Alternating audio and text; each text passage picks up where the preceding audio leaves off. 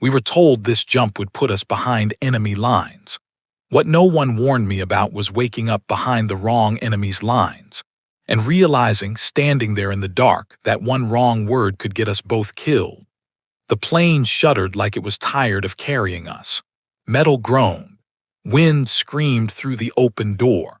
A red light burned above our heads, bathing every face in the same dull glow. No one spoke. There was nothing left to say. I remember gripping the edge of my parachute straps and thinking how strange it was that everything felt so quiet inside me. My heart wasn't racing. My hands weren't shaking. It was as if my body had already accepted whatever came next.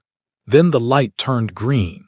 We moved the way we'd been trained to, fast, automatic, almost careless. One by one, men disappeared into the black. When it was my turn, I didn't hesitate. I stepped forward, felt the sudden pull of the night, and then the plane was gone. For a few seconds, there was nothing but air. The wind slapped me hard, spinning me just enough to steal my sense of direction. I reached up, counted in my head like they taught us, and felt the chute snap open above me. The jolt yanked my shoulders, but I barely noticed. Below me, the ground was invisible, just a darker shade of black. Somewhere far off, I heard gunfire. Not close. Not close enough to tell me where I was. That should have been my first warning.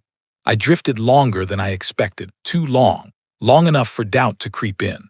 Long enough to realize the shapes below didn't look like the maps burned into my memory during training. No rivers where there should have been rivers. No crossroads. No lights. Just fields. I hit the ground harder than I'd hoped, rolling once before coming to a stop. The air rushed out of my lungs, sharp and final.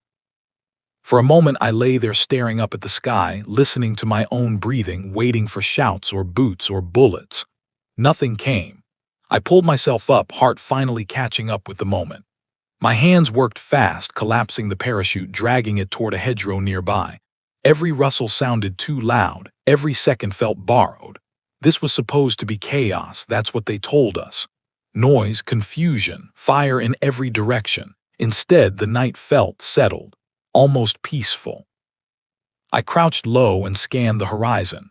No flares, no tracer fire, just the faint outline of a farmhouse in the distance, its roof cutting into the sky like a shadow. I checked my weapon. Loaded, ready, familiar weight in my hands. Still, something didn't sit right. As the sky slowly began to lighten, the world around me took shape. Neat fields, carefully spaced trees. A narrow dirt road running straight, not broken or cratered like I'd expected. Even the farmhouse looked untouched, no damage, no signs of fighting. I remember thinking, either I'm very lucky or very lost. When I stood and took a few careful steps forward, my boots pressed into soft earth that hadn't been torn apart by artillery. I followed the road for a short distance, keeping low, listening. That's when I saw the sign. It was wooden, old, and plain. White paint, black lettering. I couldn't read it at first, not because it was damaged, but because my brain refused to accept what my eyes were seeing. The words weren't French. I stared at that sign longer than I should have. Read it again, then again. A cold heaviness settled in my stomach. This wasn't part of the plan. I felt suddenly exposed, like the uniform on my back had started shouting for attention. Every step I took after that felt wrong, like I was trespassing somewhere I had no business being. Somewhere behind me, a dog barked. I froze. The sound carried across the fields, followed by a distant door closing. My grip tightened on my rifle. Training kicked in, loud and urgent now. Find cover. Don't be seen. Don't be heard. But another thought pushed its way in, quieter and far more terrifying. If I'm here, where exactly is here? I backed toward the hedgerow again, crouching low as the sun finally began to edge its way up. The light revealed more than I wanted to see, order, calm, a place untouched by the kind of violence I just jumped into. And that's when it hit me. I wasn't just behind enemy lines. I was behind the wrong ones.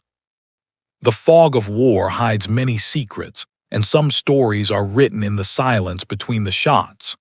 To follow this journey into the unknown, stay with us. The sun rose slowly, like it didn't want to be involved in what I'd stumbled into. I stayed low inside the hedgerow, knees pressed into damp soil, watching the farmhouse from a distance. Smoke curled lazily from its chimney. Not the violent kind you see after shelling, just breakfast smoke. The ordinary kind, that made it worse. War wasn't supposed to look like this. I waited, counting breaths, listening. Somewhere nearby, a radio crackled faintly, its voice too far away to understand. A rooster crowed. Another answered. Life was moving on, unaware that I was crouched in the middle of it, armed and unwanted. I checked my compass again, even though I already knew what it would tell me. The needle didn't lie, I was off. Farther off than a bad landing should allow. My training said to move, find allies, complete the mission. My instincts said something else entirely. Don't be seen. As the light grew stronger, details sharpened. A fence line, fresh footprints in the dirt. A bicycle leaning against the farmhouse wall. None of it belonged on the battlefield I'd imagined during those long briefings back home. I remember thinking how strange it was that fear didn't arrive all at once. It came in pieces. A tightening chest, a dry mouth, a dull ache behind the eyes that told me I was running out of good options. I waited until the yard was empty before moving again. Each step felt louder than it should have. My uniform suddenly felt heavier, less like protection and more like a confession. At the edge of the road, I stopped. A signpost stood there, two arrows pointing in opposite directions. Town names carved neatly into the wood. I knew just enough to understand what they meant. None of them matched where I was supposed to be. That's when the truth finally settled in, not as panic, but as certainty. I hadn't just missed my drop zone. I had crossed into a place where my presence made no sense at all. I thought about tearing the insignia from my jacket, about hiding the helmet, about becoming invisible.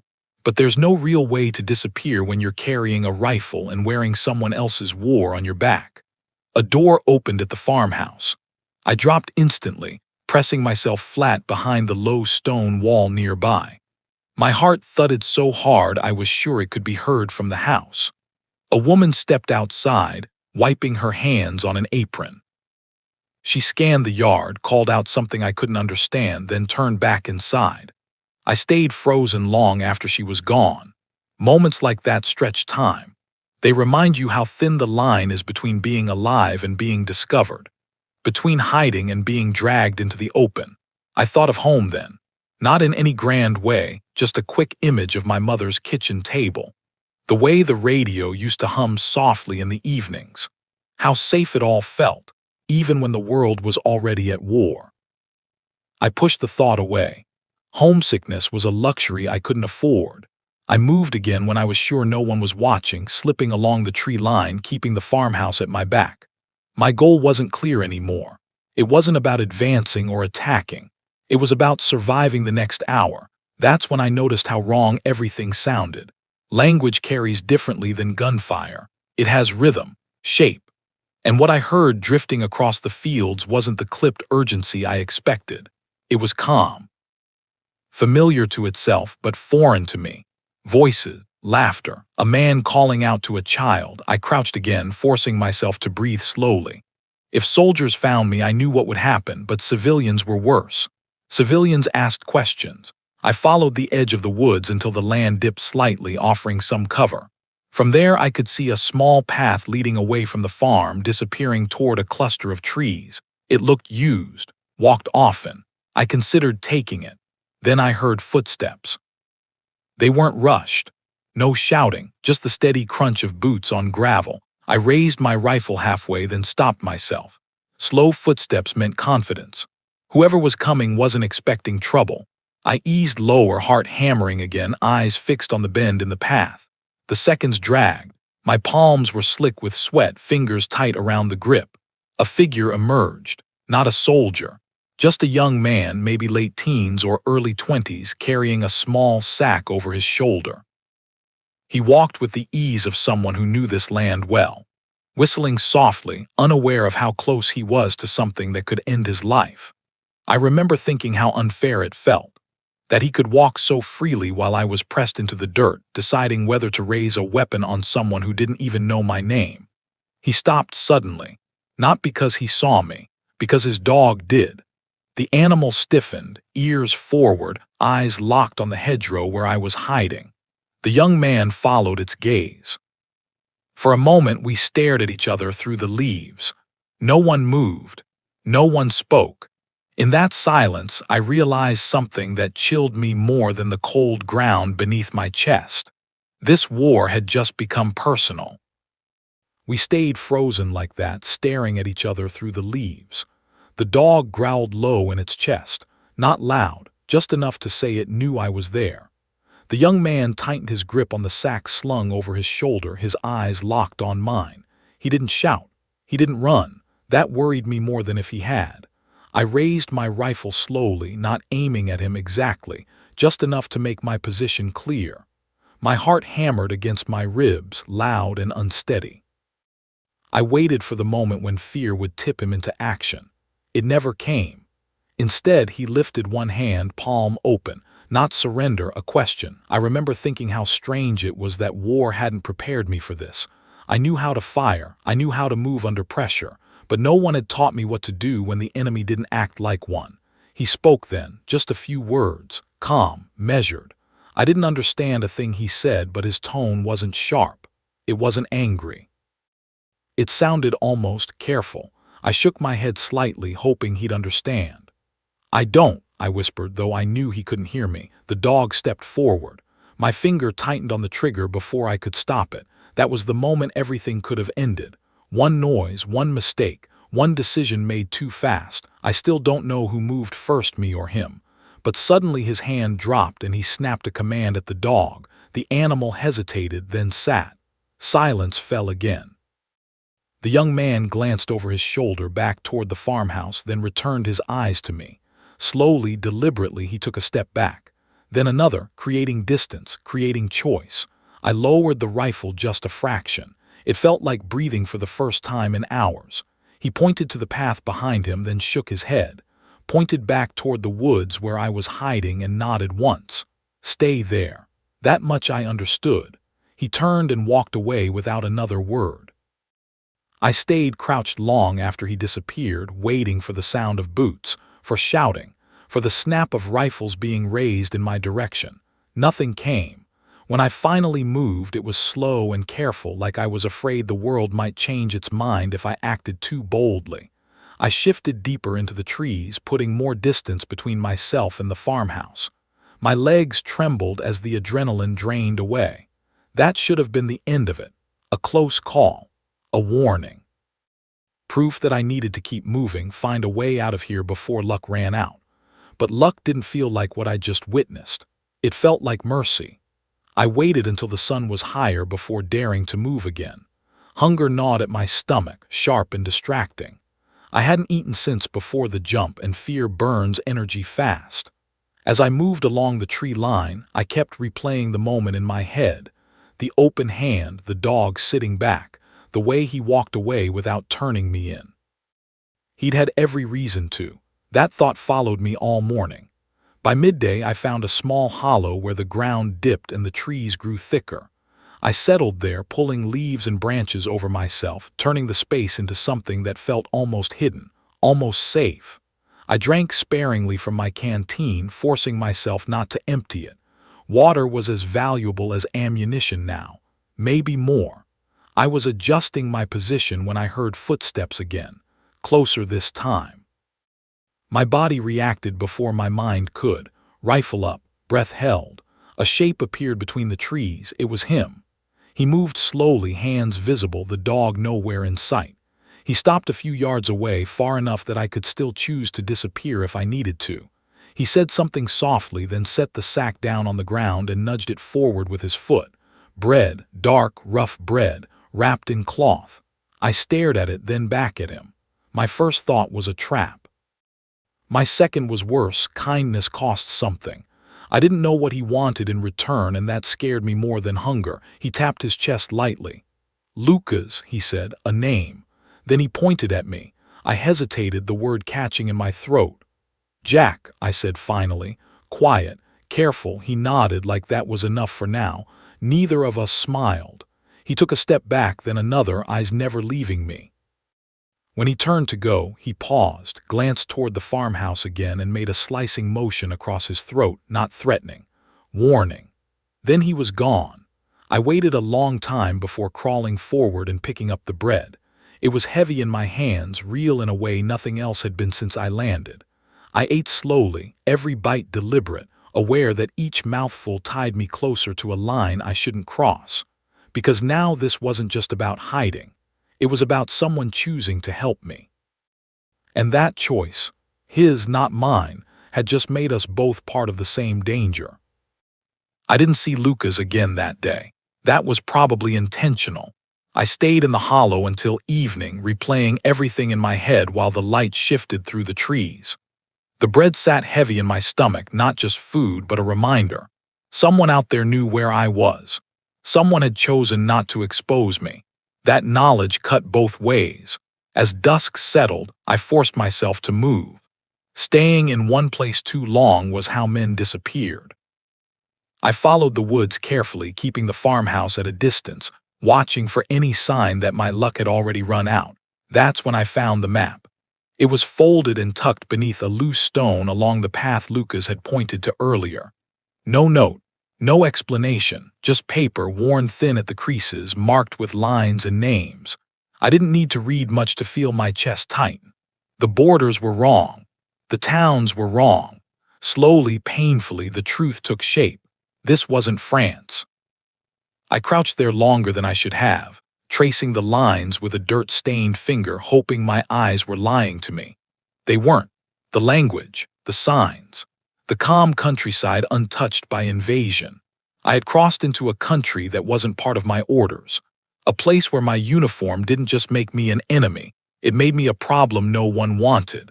I folded the map and slipped it inside my jacket like it might burn me if I held it too long. All my training had been built around clear lines. Advance, retreat, friendly, hostile, but none of those rules applied here. This place existed in the margins of the war, close enough to feel its shadow, far enough to pretend it wasn't happening. That made me more dangerous just by being here. The next morning, Lucas returned. He didn't come from the farmhouse this time. He emerged from the trees, careful and quiet, like he'd learned something overnight. He stopped short when he saw me, scanning the woods before stepping closer. "You know now," he said in slow, broken English. It wasn't a question. I nodded. He exhaled, relief and worry mixing in the same breath. He crouched beside a fallen log and pointed to the map when I pulled it out. His finger traced the border gently, then tapped the spot where I stood. "Wrong country," he said. Hearing it out loud made it heavier. He explained what he could, short phrases, gestures, his family farm, neutral ground, patrols that weren't supposed to be there, but sometimes were.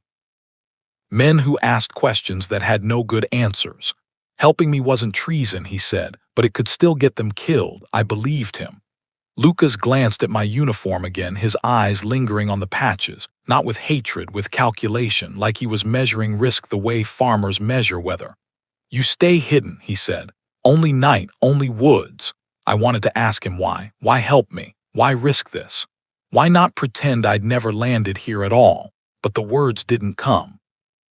Instead, I asked the only thing that mattered. "Can I get out?" He didn't answer right away. That told me everything. Days passed like that, quiet, tense, measured in footsteps and whispers. Lucas brought food when he could, information when it was safe. I learned his sister's name, Anna. Learned that she knew about me, though we never met. That scared me more than patrols. Every person who knew increased the odds that this would end badly. At night, I listened to distant radios through open windows, the music drifting across the fields like a memory from another life. Sometimes Lucas stayed a moment longer, sitting on a fallen tree, talking softly about nothing important at all. Those moments felt stolen. I wasn't supposed to be here. We both knew that. The war had misfiled me, dropped me where I didn't belong, and left me to figure out the consequences. And yet somehow, I had landed in the one place where kindness came quietly, without uniforms, without orders. But kindness has a cost, and every day I stayed, that cost grew heavier. Friendship doesn't always announce itself. Sometimes it arrives quietly in pieces. A loaf of bread left under a stone, a warning whispered at the edge of the woods, a few minutes stolen from a life that's already stretched thin. That's how it happened between Lucas and me. We never planned it. We didn't sit down and decide to trust each other. Trust just grew, slowly, carefully, like something fragile that neither of us wanted to break by touching too hard. He came mostly at dusk when the light softened and the world felt less watchful. Sometimes he brought food, sometimes just news, sometimes nothing at all, just himself, sitting a few yards away, keeping his voice low. We talked in fragments, broken English, gestures, half-finished sentences, but meaning has a way of finding its path when it matters enough. He asked about my home. I told him about a small town, about summers that smelled like cut grass, about evenings spent around a radio that never seemed to turn off. I told him things I hadn't said out loud in years, surprised by how easily they surfaced here in the middle of nowhere. He told me about the farm, about working the land with his father, about how the war felt close enough to hear but far enough to pretend it might pass them by. "That changed," he said once, looking at the trees instead of me. I didn't ask how. Anna stayed a shadow in these conversations. I knew she existed because Lucas mentioned her the way you mention something precious, carefully and not too often. She helped, he said, watched the road, listened when he couldn't. I hated that. Every kindness they offered felt like a debt I couldn't repay. At night, when I lay awake under branches and leaves, I wondered what would happen if someone followed him, if a neighbor noticed food going missing, if a patrol decided to ask the wrong questions on the wrong day. I'd survived battles that were loud and clear. This kind of danger was quieter and somehow heavier. One evening, Lucas brought a letter, not for me. It was old, creased and soft at the edges. He didn't have to explain. I recognized the way he handled it, the care, the pause before he unfolded it. "My mother," he said, before the war, before everything narrowed.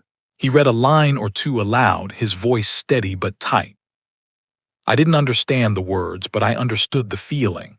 Homesickness sounds the same in any language. I told him about letters too, about how soldiers carried them folded close to the chest, how some men read the same one so many times it nearly fell apart.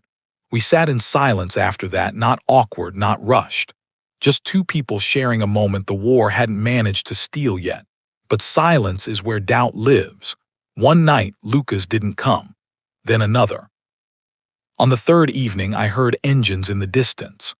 Low, steady, not farm equipment, vehicles. I pressed myself deeper into cover, heart racing, every sense stretched tight. Lights moved along the road beyond the trees. Voices followed, firm, purposeful, not friendly. They passed without stopping, but the message was clear. The war was getting closer. When Lucas finally returned, his face looked different, tired, sharper around the edges.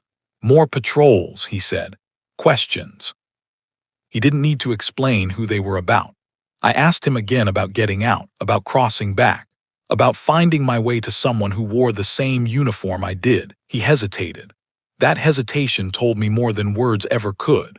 Friendship had formed in whispers, but whispers carry farther than people think. And now the space around us felt smaller, tighter, like the walls were slowly closing in. I realized then that this couldn't last. Not like this. Not without someone paying a price. The first mistake people make about kindness is believing it goes unnoticed. It doesn't. It just takes longer for the consequences to arrive. After the patrols started passing more often, the woods felt smaller. Sounds traveled farther. Every snapped twig felt like an announcement. I stopped moving during the day altogether, even when hunger clawed at my stomach. Lucas told me to. "Too many eyes," he said, scanning the trees before he spoke. "Too many questions." He was right. Neighbors lingered longer at fences. A truck slowed once near the farmhouse, its engine idling just a few seconds too long before moving on. Nothing obvious. Nothing provable, that was the problem. Fear doesn't always knock. Sometimes it just watches. Lucas started taking longer routes to reach me. When he arrived, he stayed less. Our conversations short and stripped down to what mattered most: food, warnings, timing. One night, he didn't sit at all. He crouched, spoke quickly, and kept looking over his shoulder. "They asked about bread," he said. That single word landed heavier than any shell I'd ever heard. Bread was supposed to be invisible, ordinary, uncounted, but now it had become a question. A loose thread someone had noticed and decided to pull. I felt something twist in my chest. This was my fault. Not because I'd jumped here. That had been chance, but because I'd stayed. Because I'd accepted help when I knew what it could cost. I told him I would leave, that I'd move deeper into the woods, try my luck elsewhere. He shook his head. "Too late," he said quietly. "Now they wonder why." That was the truth neither of us wanted to say out loud. Suspicion doesn't fade just because the reason disappears. Sometimes it grows stronger. Anna came that night. She didn't step fully into the clearing, just far enough that I could see her face in the fading light. She was younger than I expected, sharper eyes, less patience for risk. She didn't look at me when she spoke. "This can't continue," she said. Her English was careful, practiced. "If they come again, if they search," she didn't finish the sentence. She didn't have to. I nodded. Words felt useless there, apologies even more so. She finally met my eyes then, not angry, just honest. "You are not a bad man," she said, "but you are danger." She was right. That night I didn't sleep. I lay awake listening to the land breathe, thinking about how strange it was that the safest place I'd found since the jump was also the most fragile. One wrong step, one overheard word, one person deciding to be brave in the wrong direction. I thought about Lucas's open hand, about Anna's warning, about the way kindness had quietly tied us together without asking permission. The next day, I packed what little I had, not because I knew where I was going, but because staying had become something I couldn't justify anymore. When Lucas returned, I told him my plan: move at night, follow the tree lines east, avoid roads, keep moving until something changed. He listened without interrupting, then he shook his head again. "There is another way," he said. I waited. "There is a contact," he continued. "Not soldier, smuggler, sometimes helps people cross where he didn't say, he didn't need to. But," he added, "it is dangerous." I almost laughed. Everything was dangerous now. "What about you?" I asked. He looked away. That answer hurt more than any refusal. We stood there in the dim light, both of us understanding what this meant. That kindness had reached its limit. That the line between helping and harming had finally been crossed. The war hadn't caught up to me yet, but it was closing in on them, and that made the next choice unavoidable. We didn't speak much after that. There was nothing left that words could fix. The plan had been spoken, the risks understood, everything else would only make it harder. We waited until the night felt thick enough to hide us. No moon, no wind, just darkness pressing in from all sides. Lucas led the way, moving with the quiet confidence of someone who had grown up listening to the land instead of fighting against it. We didn't take the path. We never took the path. He stopped at the edge of the woods and pointed once far ahead. I couldn't see much, just a darker stretch of trees and the faint outline of something that might have been a road. "After that," he said, "you're on your own." I nodded. That was fair. Anna stood a few steps back, arms folded tight, watching the shadows instead of me. When she finally spoke, her voice was low and steady. "You leave tonight," she said. "Tomorrow we say we never saw you again." I wanted to say thank you, wanted to say I was sorry. Wanted to say 100 things that felt too small for what they'd risked. Instead, I just said, "I won't forget this." Lucas met my eyes then, really looked at me. "You already won't," he said. We stood there for a moment longer than we should have. The kind of moment you carry with you even when you don't realize it yet. Then he stepped back. No handshake, no embrace. That would have made it too real. I turned and walked into the darkness, counting my steps, keeping my breathing slow, forcing myself not to look back. Every instinct told me to hurry. Every emotion told me to stop. I didn't. Somewhere behind me, a branch snapped softly. I kept going. By morning, the woods thinned. By afternoon, I found signs of movement that didn't belong to farmers or patrols. And days later, hungry, exhausted, and running on nothing but stubborn luck, I found my way back to people wearing the same uniform I was. They asked questions, I gave answers. Some truths don't fit neatly into reports. The war moved on without noticing what had almost happened in those quiet fields. Battles were won. Battles were lost. Names were written down. Others weren't. Lucas and Anna were never mentioned, but they stayed with me. Years later, long after the war had ended, I'd still think about that night. About how I jumped expecting enemies and found something far more dangerous: kindness. Because kindness doesn't wear a uniform. It doesn't follow orders. And sometimes it asks you to carry it for the rest of your life. If this story stayed with you, if it reminded you that history is made just as much by quiet choices as loud battles, take a moment to share it. This is history captured, and these are the stories that deserve to be remembered.